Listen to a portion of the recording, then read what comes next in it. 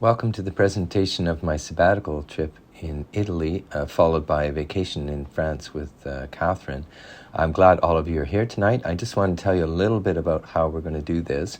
Rather than showing you a slide and commenting on it and then another slide and commenting on it, I'm going to show these slide shows that show many slides at the same time, and I'll just have a little bit of commentary before each small little show. And then a little bit of commentary during as well. Because if I commented on every single photo, we would definitely be here till about 4 a.m. So I hope that you had a chance to get some coffee. Please feel free to get up and get more if you want. And we will start the show. So it was a fairly long trip, flying first to Frankfurt and then on to Florence. When you get to Florence, the Duomo, the main cathedral right in the center of the city, really dominates the city.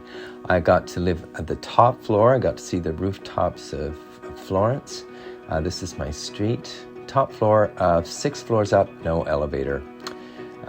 Some pigeon friends, some beautiful views of the houses around. This was a comfortable place for me, but it was fairly small, very hot, and of course on the 6th floor. I got to do a Stairmaster 1.0 every day. Drink coffee when you're on the continent. They don't know how to make a cup of tea, and when you're in England, drink tea. They don't know how to make a cup of coffee. Lots of beautiful art all over the outside of the Duomo, and of course in La Piazza della Signoria, which we saw before, lots of amazing sculpture. There are copies of David around. Oh, that's the Duomo on the left from the classroom neighboring my classroom. There are lots of copies of David around, but the original one is in the Galleria dell'Accademia, the original one by Michelangelo. So these are sort of my first impressions of Florence when I got there. That's the river Arno, and south of the Arno is called Alt Arno. The main city is north of the Arno. And that's Hercules. You don't want to mess with Hercules. It was busy. It got far busier in the next couple of weeks. That's a wine window. You ring a bell and they give you a glass of wine, which you drink on the street. So this next slide shows once I've started my classes. So there's 2 schools that I went to. The school for Italian, which I did every morning from 9 until 12:15. And then I had art history in class 2 afternoons or evenings a week. So you'll see some of my classmates and you'll see a lot of art. I would study the art history in class with a PowerPoint with my prof, Alberto, and then I could go out in the rest of the week or the weekend to see the art that was all around in the churches, museums, etc. It was an amazing experience. So this show is a little bit longer. It shows a lot of the art that I saw. My art history prof, Alberto, would show slides, PowerPoint slides of different pieces of art, which I would photograph and take notes on. So sometimes you'll see a picture of Alberto's head. We started from before the Renaissance and then continuing the Renaissance. These are some of my classmates from my Italian class and from my art history class. I was the only guy, except for the prof, every time at the art history class. My classmates would change each week. Some people would have a week off or 2 weeks off. Some of us stayed for a long time, including the Brazilians. The art is everywhere. This amazing Renaissance art mostly throughout Florence. And Florence is really the birthplace of the Renaissance.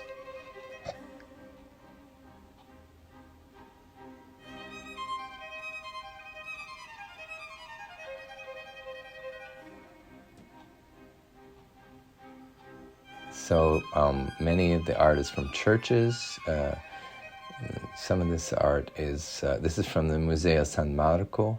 I also went to Santa Maria Novella, but this is still the Museo San Marco, which was a Dominican friary at one point.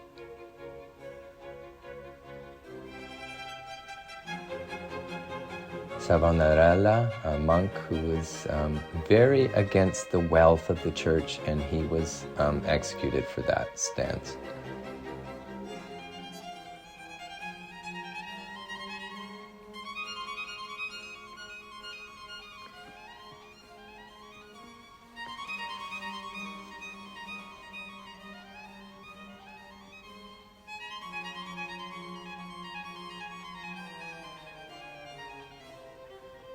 So it was interesting learning about the art and art history, and then going out and seeing some of the works that we had been discussing.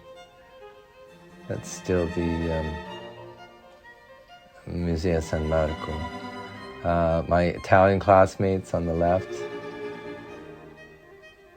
This is the church of the Cathedral or Basilica of Santa Maria Novella. Beautiful, absolutely gorgeous work, including this work by Masaccio of the Holy Trinity, a very, very, very early fresco, which is being restored. Monica was my prof, who was on the left there, who led us through.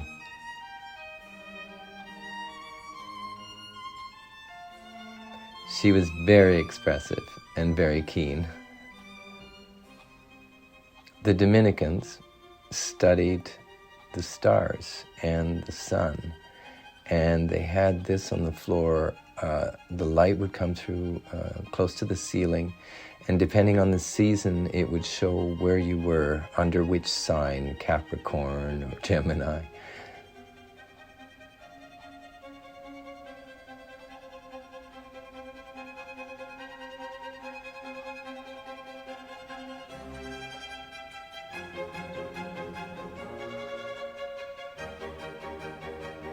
More beautiful frescoes and stained glass windows. The frescoes have to be painted onto wet plaster so that the color goes straight into the wall. So it's quite an art.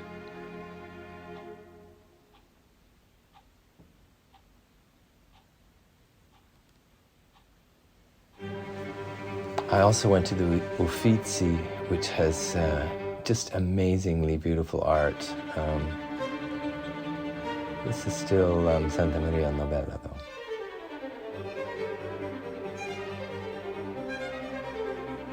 And the courtyard of Santa Maria Novella.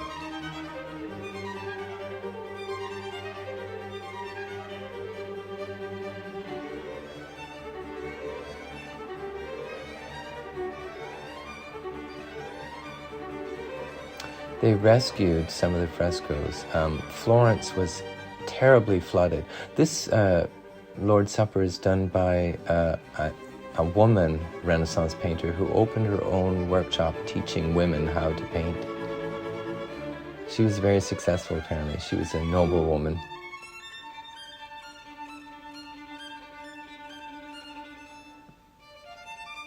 And these are in the Uffizi Gallery, which is an amazing gallery full of art. It's too much to do in a day, but I did my best.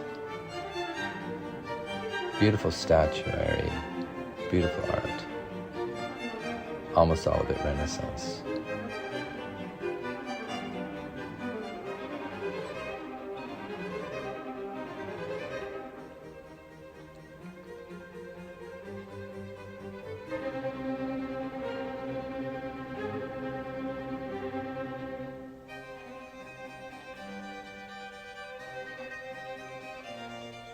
Saint Sebastian is a favorite of artists, being shot with arrows. He shows up in many places.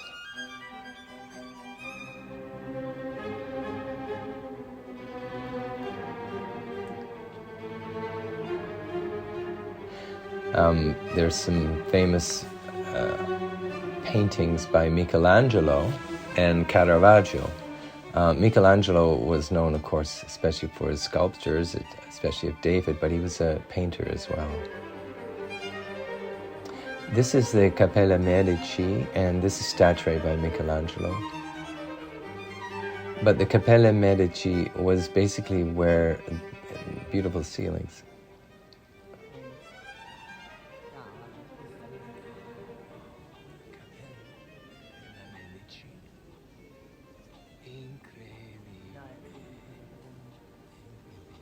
just an amazing lot of work with stone, which the Medicis opened a workshop for to train people how to work with stone, all different types of semi-precious stone. And it's here at the Cappella Medici that is also a place where many of the Medicis were entombed. So it's a monument to the Medici family. They invented ways to crush stone, mix it with different types of bonding so that they could shape the stone.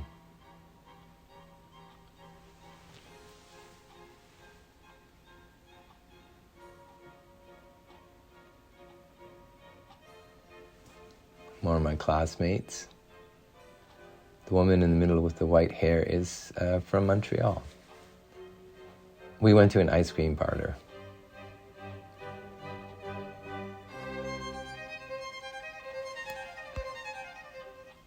While you're getting yourself another cup of coffee, I just wanted to play for you some of the sounds of Florence, because you've seen a lot of the art and the visuals, but the audio of Florence is really important too. I mean, you'd be walking along the sidewalk and suddenly a perfectly normal looking guy or woman would drop a backpack which would have a speaker in it, and away they would launch into their busking. But the buskers in Florence are a little different.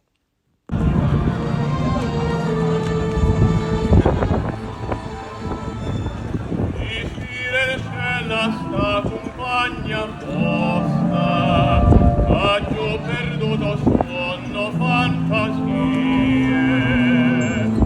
ma penso sempre che tutta vita mia l'incevole sedicere, ma non lo sappio dire.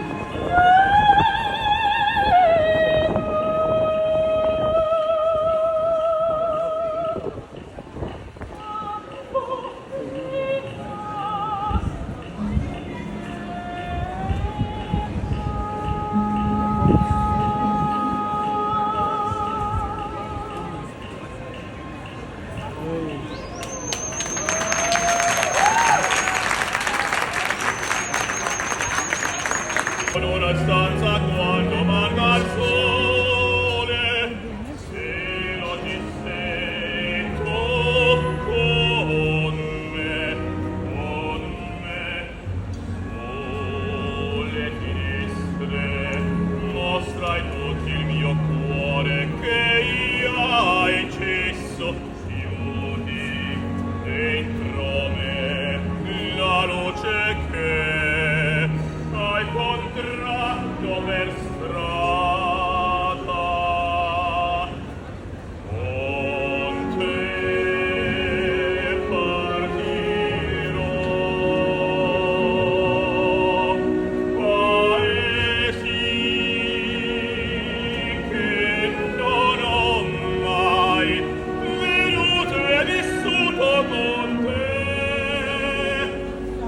presso silli di fro, por te partirò.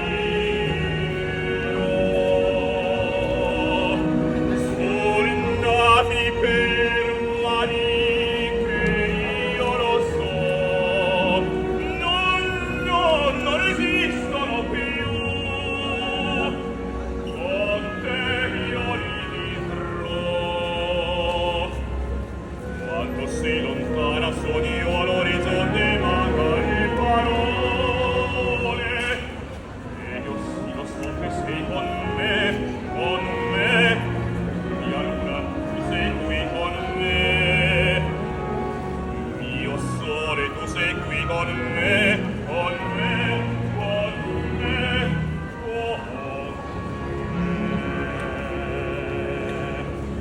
Well, on July the 20th, Catherine started her journey to join me in Florence.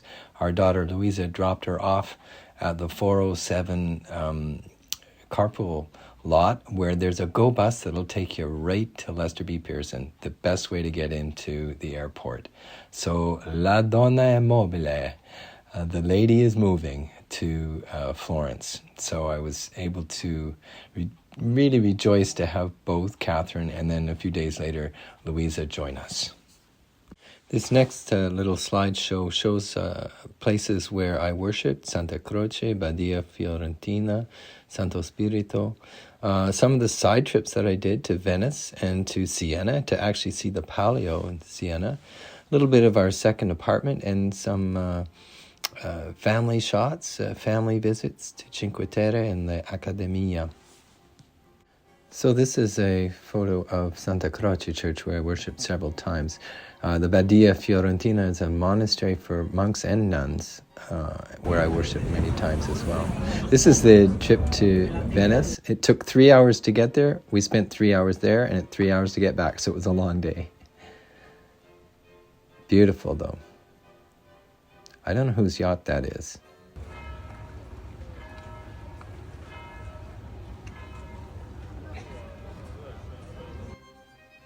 There were lots of people there.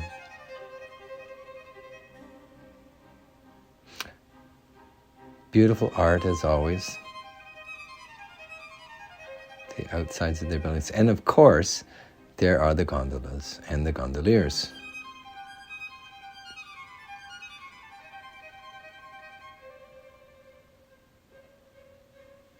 I ate with some of the other tourists on the tour, including some Brazilian ladies. Venice is so crowded, the tiny, tiny little alleyways. That's heading to the Grand Canal on a gondola.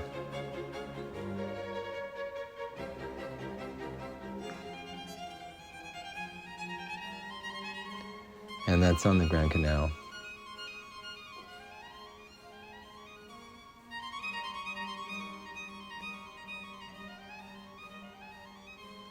I love these pillars with things on the tops of them. I've always loved them, and they're everywhere.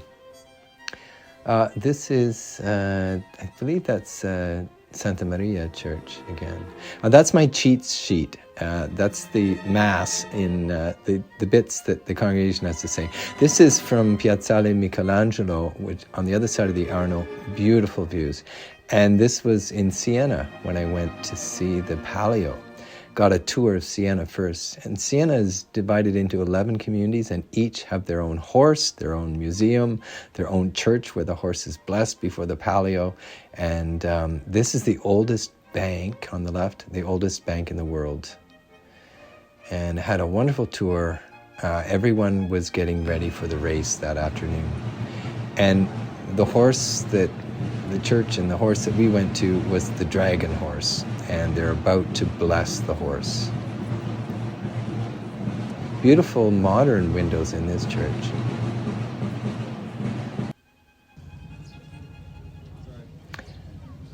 On the right, this is just outside the church now, crowds of people waiting for the horse to be blessed.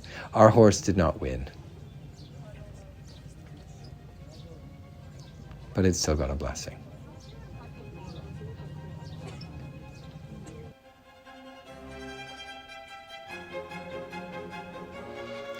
And you see the flags in the different communities of the different horses.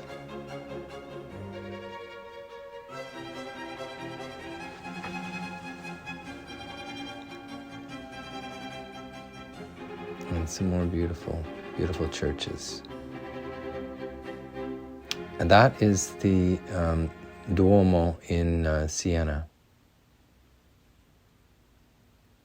I didn't get to go in it, but Catherine and Louisa did later. And now we're heading towards the Piazza del Campo, which is so crowded, full of people. Oh, that's the Badia Fiorentina, that monastery where I used to worship. I used to go to evensong or maybe a midday Eucharist during the week. Just beautiful singing, a cappella singing with the brothers and the sisters.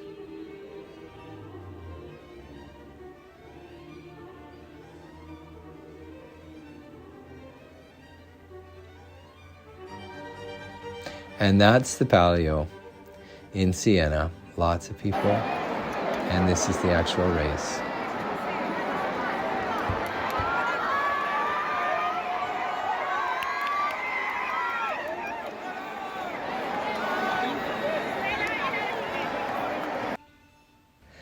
So they spend all year.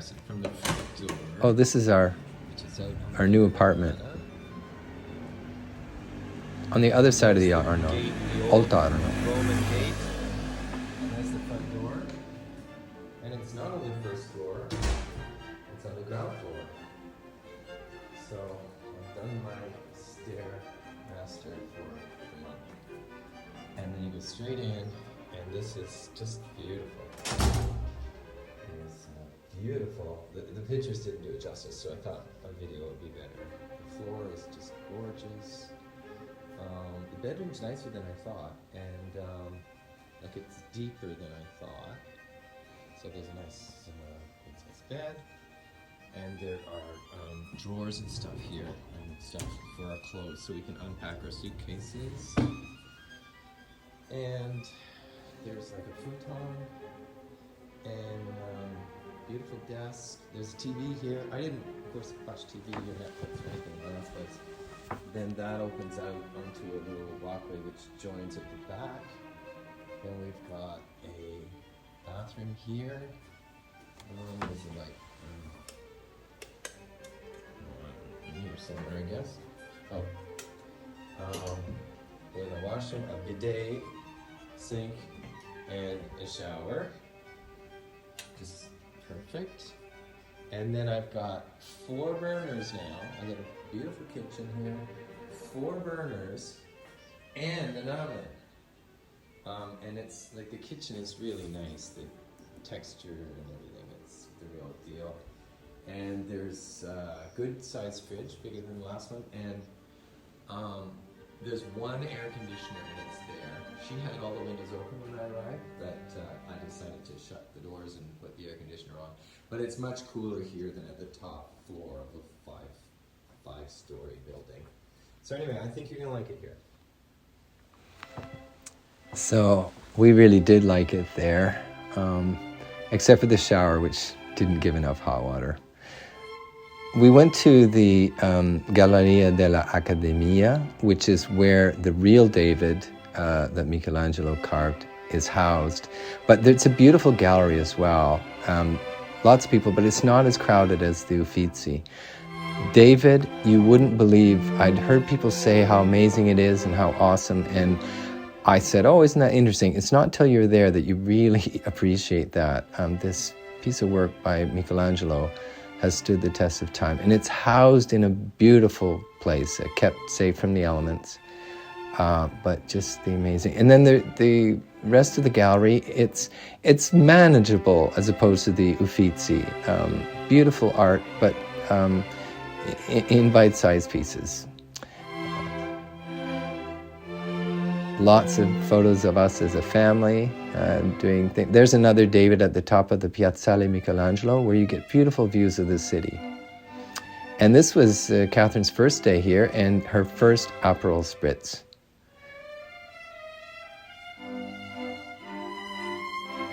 beautiful sunsets with the bridges over the Arno, and from now on we'd be every day crossing the Arno because we were living on the other side of the Arno. The Boboli Gardens were right near where we lived.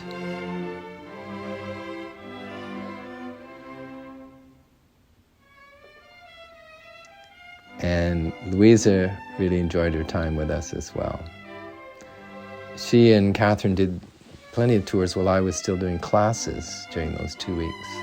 Then we took the first weekend, we went to Cinque Terre, which is on the coast, the west coast, and 5 beautiful, colorful villages, all linked just by train. You don't drive there. And we got the chance to hike between 2 of the villages and had spectacular views, but it was quite a strenuous hike. Right in the middle, you climb the hill and then descend again to get to the next town. But right at the top of the hill, someone built a bar, and they make the best freshly squeezed lemon ices you can imagine. And from there we had these beautiful views of 2 of the villages of Cinque Terre.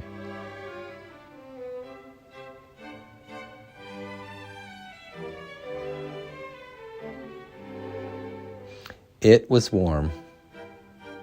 We even got swimming.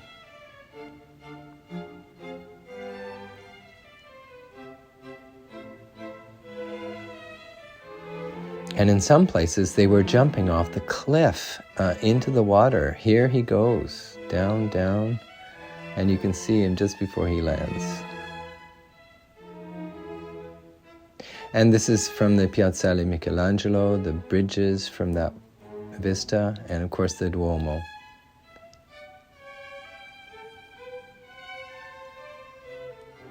The young people like to gather there at sunset, and there's stairs that they sit on and drink their beer, their wine outdoors. This is the Galleria dell'Accademia, and they have a music museum there as well. Some original instruments and Stradivarius instruments. And of course, this is the 3 of us now at that gallery.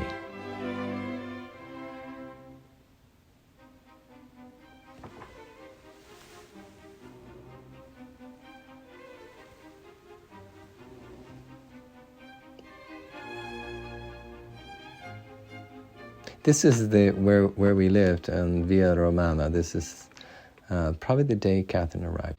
Next up is Rome. On the day Louisa left to return to Canada, a very early flight. We took a very early train. Catherine and I took a very early train to Rome. Got there in the morning. We had 3 full days, 3 nights in Rome. And then the rest of this show goes on to getting our way from flying from Rome to Orly, and then Caen, and then renting a car and getting to our place in France. The weather in Rome was a little bit cooler, which was very nice because it had been so hot in Florence. We had a lovely time, just a few days. We went on a walking tour of Rome, which was a good way to get sort of oriented. The Trevi Fountain there, and just some beautiful scenery, and especially we really liked the Pantheon. Beautiful building. We saw it from the outside and then decided that on the Sunday, which was the next day, that's where we would go to Mass. So it was a lovely service. There's a hole in the top of the Pantheon, but the heat inside sort of keeps the rain out for the most part. They just get a kind of a mist when it's heavily raining outside. We got some beautiful photos of the Pantheon. I would highly recommend going to a service there. You go straight past the lines, and it was just a small little service. I loved Rome because you can walk it. We were on the same side as the Vatican. That's the Spanish Steps. Catherine on the Spanish Steps. We had a gelateria we went to and had a lovely gelato. And we went to the Vatican. The Vatican was just amazing. Beautiful, beautiful art. And of course, everyone's getting to the Sistine Chapel. We went very early, 7 a.m., and before the lines really had started. But everyone's getting to that's the hallway of the maps, just beautiful. Everyone's trying to get to the Sistine Chapel, but the artwork on the way there is just so phenomenal. In the Sistine Chapel, you're not supposed to take photographs, but I snuck some anyway. You can see my face there. I'm trying not to be seen by the guard. That's the roof of the Sistine Chapel. And then we went on to St. Peter's Basilica, and it's also absolutely gorgeous.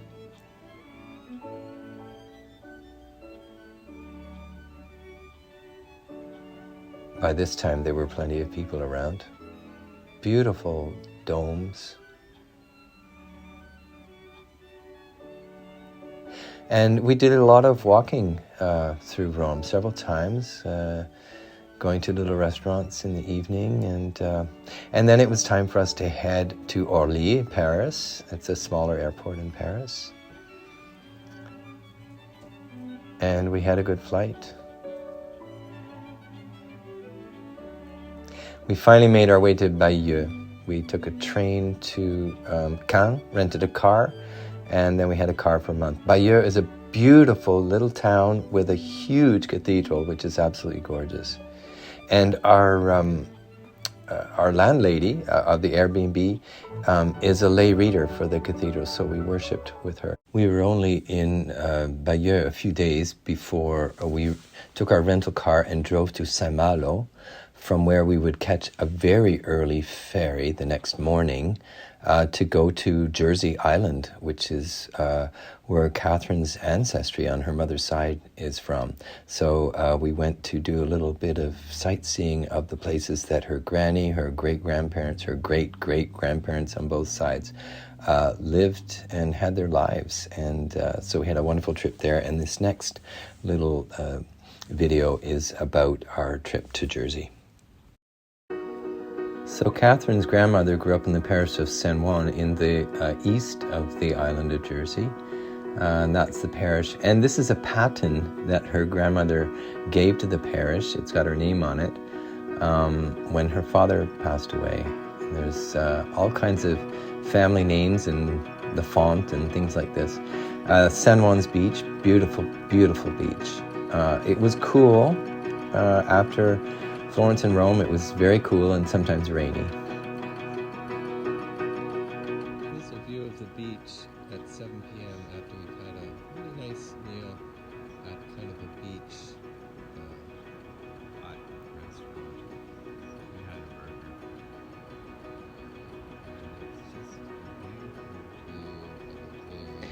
burger. Our host, we just had a room at an Airbnb, and our host had a lovely black lab dog.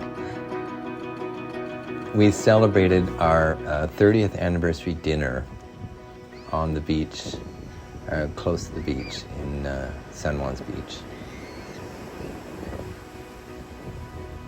We had a beautiful Airbnb room. And this was one of the local historians who speaks Gerrier, which is the kind of Norman-style French. This was one house that one set of great-great-grandparents lived in. And the owner let us in and showed us around. And then this other house is the other set of great-great-grandparents on the other side of the island. And they also hosted us and we had tea with them.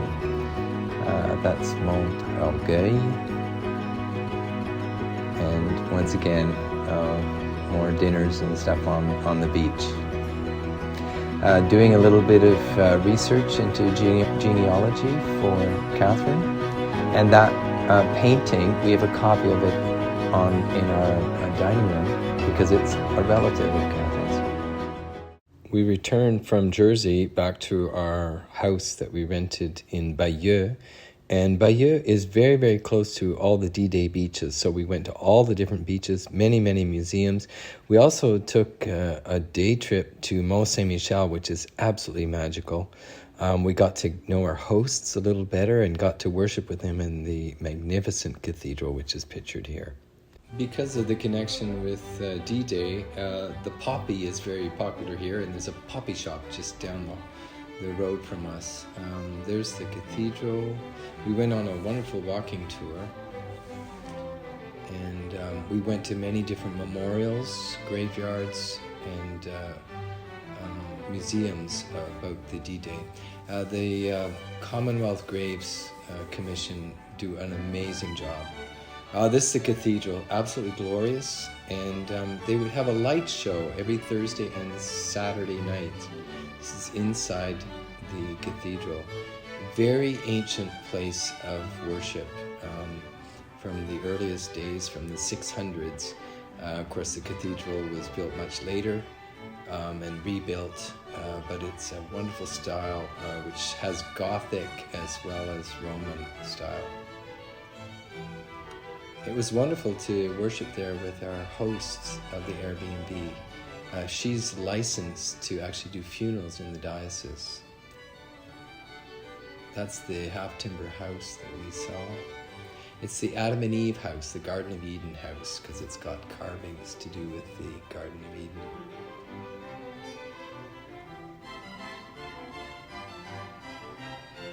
I always have to have my motorcycle photos.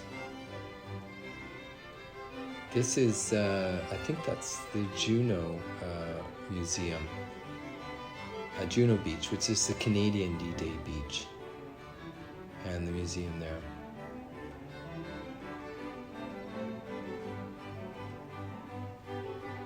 The cathedral has some really interesting new type of glass, which is very interesting. And I love the cassis or black currant crème glacée. This is Mont Saint-Michel, absolutely magical. We did a day trip there. And the Abbey was celebrating its 1000th anniversary. 1023 it was founded. It's very high up. And this is the Abbey inside.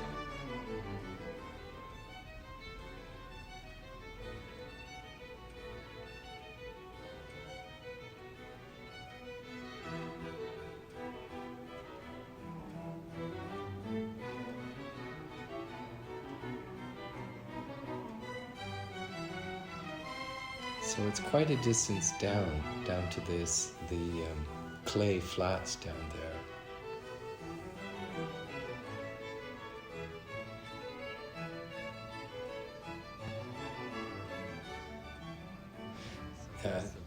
These are the memorials. There's a little cafe there where a woman was 4 years old. She was a 4-year-old girl when they were liberated on D-Day, and that woman served us tea. She's almost 84. She kept the house and kept it as a cafe. This is the Bayeux Tapestry, which tells the story of the Battle of Hastings, 1066. And the daughter of a neighbor of my parents, when we lived in Paris, when my brother and I were born, came to visit us.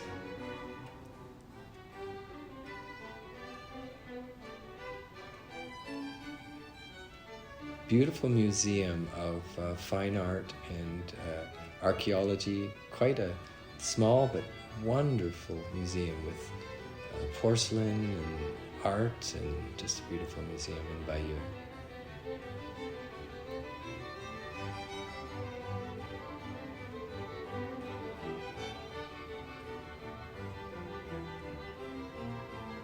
And that place is called the Shutter That Tilts, and it has a tilting shutter.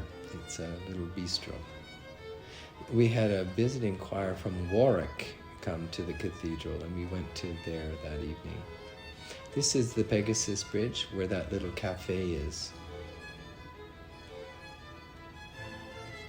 And some more Canadian memorials, war memorials, and cemeteries.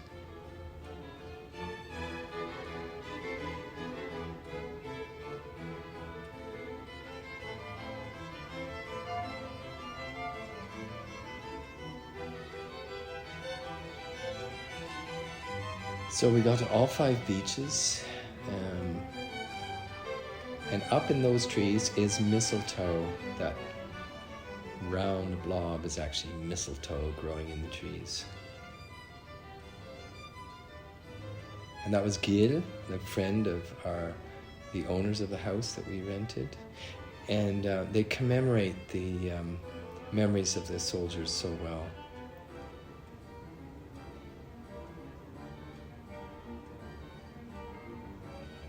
This was Arromanches-sur-Mer, beautiful little port.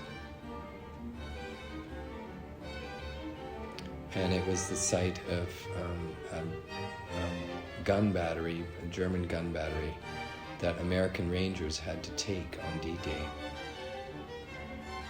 Quite the battle there.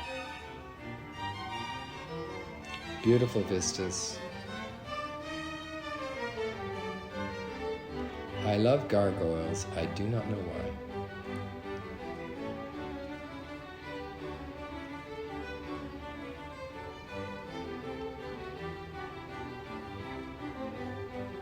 And this is our host, Françoise and Alain. And she happened to mention to us, by the way, on Monday I'm having a hip replacement. So this was after her hip replacement, within days. She hosted us in her garden. That's her cathedral. If you go to Bayeux, you have to go to the cathedral.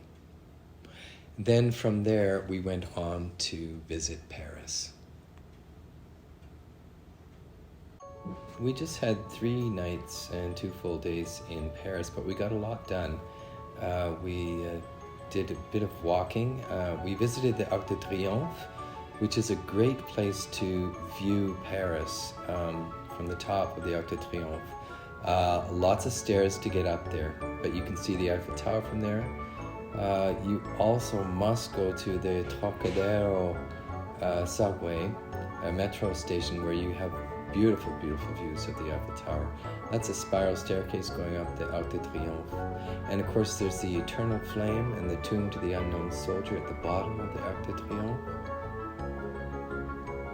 Lots of gendarmerie with their Uzis. We went on a dinner cruise of the Seine. Highly recommend it.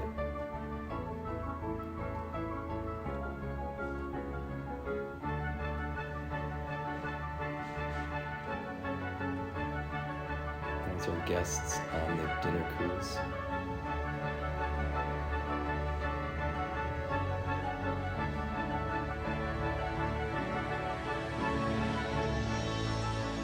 This is from the Eiffel Tower from Trocadero.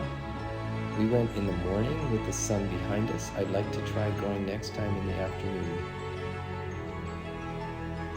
Beautiful statues there as well.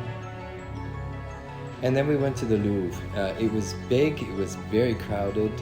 At least we got to see Mona. I think next time we'll go to the Musée d'Orsay, because it was just a lot more Renaissance art. I would have liked to have seen more modern art, which is what you see in the Musée d'Orsay. So next visit. Lots to see though, it was amazing.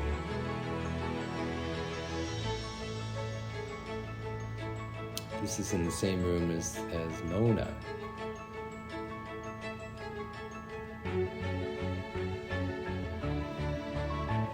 More Saint Sebastian. Then we took the subway or the metro and a walk to Sainte-Chapelle, which is an amazing small little chapel which was built to house the Crown of Thorns, which later migrated to Notre Dame. It was rescued from the fire, but that's where the Crown of Thorns was situated. Beautiful, beautiful stained glass windows. I love bakeries that have chandeliers that size in them. And more gargoyles. And then we finally got home. Thanks to all who made this possible, a great clergy staff, Leonel Abaroa Bologna, who continued to do all of the liturgy while I was gone, Michael Korn, who went up to 3/4 time to cover me during the summer, Sheila Plant, our deacon, who has always given so much, as well as Suzanne Craven. Thanks to lay staff at St. Luke's and an encouraging executive parish council and parishioners in general who really wanted me to do this and encouraged me so much.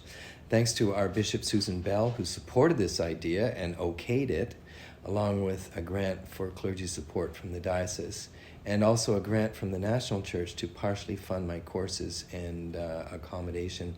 And thank you to so many parishioners who also contributed to a fund when I didn't know it was happening to greatly help me with the costs. I was presented with a check just before I left, and I was just blown away. I'm so grateful, and I hope you will be able to see some of the fruits of this sabbatical when I produce programs on art and spirituality, which I will open to all who want to explore this further in their lives. Grazie mille, I miei amici, e arrivederci.